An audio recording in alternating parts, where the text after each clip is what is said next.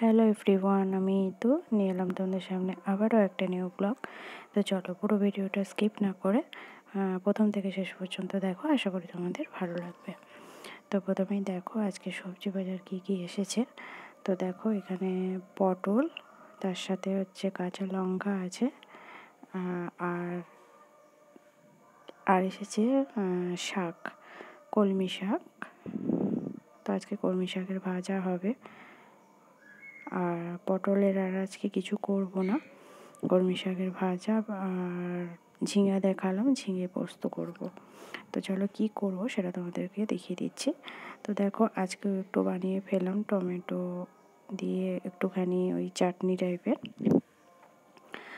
শুকনো লঙ্কা ভাজা দিয়ে, আর করেছি শাকের ভাজা রসুন দিয়ে।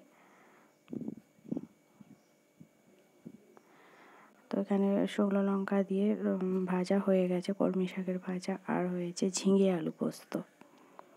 দেখো অনেকটাই হয়েছে, ঝিঙে আলু পোস্ত হয়েছে। আজকে আর ডাল করিনি। আর একটা নতুন জিনিস হয়েছে, গোটা আলু, মানে ছোট্ট ছোট্ট আলুর দম, মানে আলুর দম। দেখো পুরো কষা কষা আলুর দম হয়েছে। তো কেমন লাগছে অবশ্যই কমেন্ট করে জানিও। তো ভিডিওটা আমি এখানেই শেষ করব। তোমাদের কেমন লাগলো কমেন্ট করে অবশ্যই জানিও। ভালো লাগলে লাইক কমেন্ট শেয়ার করে দিও। আবার দেখা হচ্ছে নেক্সট ভিডিওতে। ভালো থাকো, সুস্থ থাকো। এখনকার মতো সবাইকে টাটা।